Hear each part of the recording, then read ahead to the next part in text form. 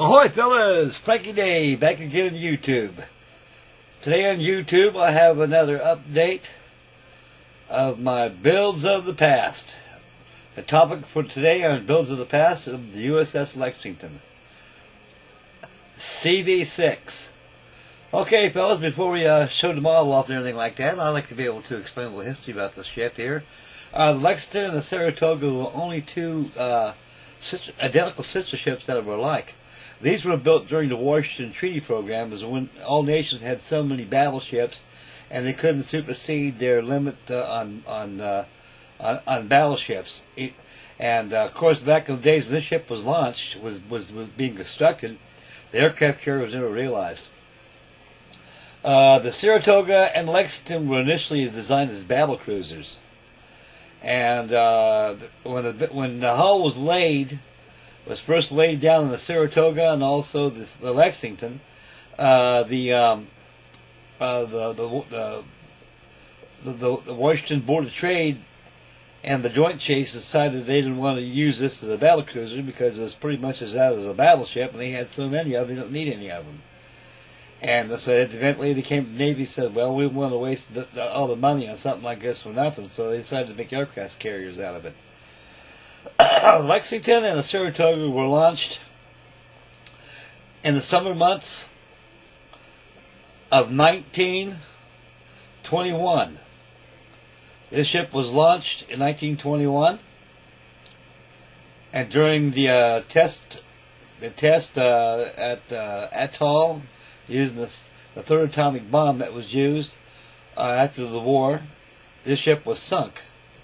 The Lexington was sunk during the Battle of the Coral Sea, and the Saratoga was used as a test object at Atoll when they used the atomic bomb. As we zoom in a little bit, I spin around a little bit on here, you can see the detail of this kit. This is a Trumpeter kit, guys. I bought this about 13 years ago at a handsome sum of $119. Very pricey. And these Trumpeter kits are not bad. They're pretty darn good kits. They're very precision, state of the art. And there's a lot of photo etch parts for this ship. When I first got this ship for my birthday, I was reluctant to even get any photo etch parts, because I decided I didn't need it. I just went ahead and just built it as is and put it in my home. If I was going to use this as a show model, I would have went ahead and bought the photo etch rail sets. As you can see the close-up on the flight deck, you can see the SPD dive bombers, the Dauntlesses, and TBDs. This kit came with three types of aircraft, fellas. It came with the SPD, it came with the TBD Devastator, and it came with the F4F Wildcat. And one thing good about Trumpeter, they have extra accessories that can be added to this model and the rest of the flat tops that have been made by Trumpeter. There's extra aircraft that you can buy, fellas. All the rigging done right there is by use of wire. Sprue, stretch sprue. The aircraft carrier itself, the model was actually done in 1942, and the color scheme of 5S, which is dark sea blue. Dark sea blue actually superseded the old 5D, which is all dark gray, with above funnel tops above is pale gray. But when war was declared, the Navy stuck to blues. And by 1943, the all blue camouflage on naval vessels was stricken because they fade out so much. As you can see on this model, the fading out of the blues due to the immersion of salt water and tropical sun. The flight deck was painted Norfolk blue, and it was stained. I stained it using a dark gray black wash on top of the deck. The location, the landing locating lines on top of the flight deck right there for the aircraft to take off on was actually masked off prior before the deck was painted. As you can see, the immersion of salt water and the sun has really faded this model out a lot. It's faded the ship out itself. This is how the Lady Lexington looked like back in 1942 during the Battle of Santa Cruz. She was short-lived in the war. In 1942, she was sunk. It took me about 5 months to build this ship. If I had photo-etched parts of this model, this thing would be 5 times bigger, better than what it is now. I built this SOB straight out of the box, boys. And anybody out there, model ship buffs out there that like model ships, especially aircraft carriers, I highly recommend this kit. You can get an eBay probably a lot less than what I paid for this kit. It's a good kit. The flight deck comes in 3 pieces, which is an eyesore. That's the only con about this kit. They've done the same thing on the Hornet. They've done the same thing on the U.s.s class carrier that they produced. And they've done it on the Saratoga, and they also done it on the Lexington. I just wish that they would have made a whole flat flight deck besides having it in 3 sections. And like I say, fellas, when you're dealing with high fidelity detail on a flight deck like that, you don't want to put no filler on here. So the best thing to do is get this latest thing on a flat surface when you glue the decks down. Make sure that it's flush and you got enough pressure so it's tight as it can across there. You can see the SBDs even with the island. The TBDs with the wings folded in front. I didn't put the Wildcats on there, folks. This thing's been pretty weathered. And it's very authentic as the real ship was during 1942.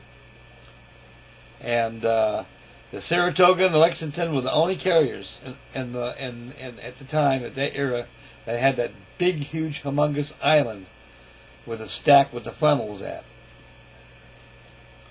And the armament consists on this. There's 20 millimeters anti-aircraft guns. It also had 40 millimeters.